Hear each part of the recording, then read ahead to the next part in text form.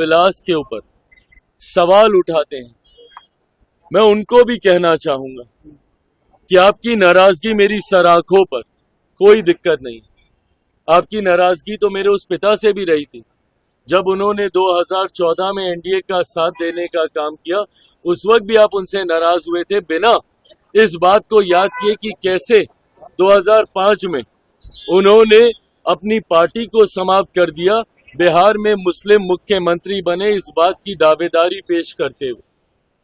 तो आपकी नाराजगी मेरी सराखों पर, और मैं मुसलमान समाज के हर एक व्यक्ति से मैं कहना चाहूंगा कि आपकी नाराजगी मेरे सराखों पर हकीकत है कि मेरे नेता ने भी हमेशा समर्पण भाव से सामाजिक न्याय की लड़ाई लड़ने का काम किया था।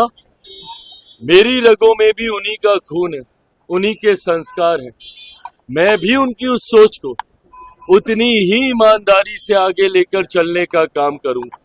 वक्त बताएगा कि चिराग पासवान के द्वारा लिए गए फैसले आपके हक में थे या नहीं थे, पर तब तक अगर आप मुझसे अपनी नाराजगी भी अगर आप रखेंगे तो बस इतना याद जरूर रखिएगा कि चिराग पासवान का समर्पण न सिर्फ उस समाज के प्रति है, अल्पसंख्यक वर्ग के प्रति है, मुसलमानों के प्रति है, बल्कि उससे बड़ा समर्पण मेरे नेता, मेरे पिता आदरणीय रामविलास पासवान जी के विचारों के प्रति है। मेरा कमिटमेंट उनकी आइडियोलॉजी के साथ है और उनकी आइडियोलॉजी सामाजिक न्याय की रही है, और इसके साथ चिराग पासवान ने ना कभी समझौता किया था, ना कभी भविष्य में समझौता करेगा। चिराग पासवान के द्वारा लिया गया हर फैसला, मेरी पार्टी के द्वारा लिया गया हर फैसला मेरे पिता के विचारों को मजबूत करने की सोच को प्राथमिकता देने की दिशा में लिया जाएगा।